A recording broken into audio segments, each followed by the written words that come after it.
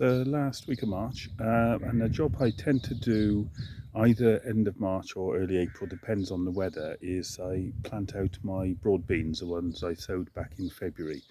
If you remember, I sowed them in February. They were in the cool greenhouse, and their roots are now coming out at the bottom of the pot, so it's time to get them in the top bed, and I'm going to plant them through the plastic, and I've got a number of places across here to do. I don't think all the broad beans have germinated yet for all of it, but I'll plant all I've got and then re-sow any missing.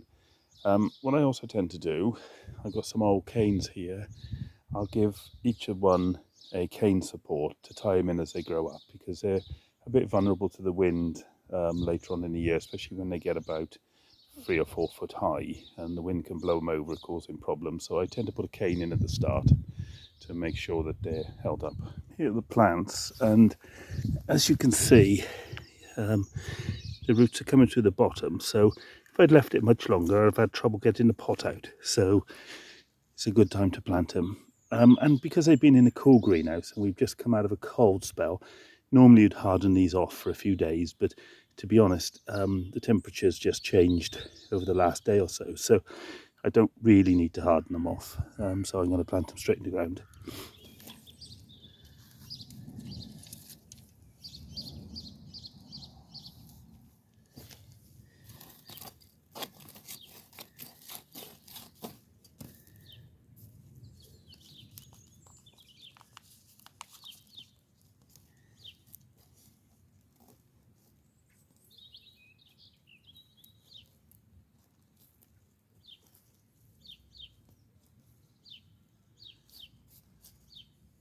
Right, that's taken me about an hour, and I've done 3 sets of 18, and then a few there.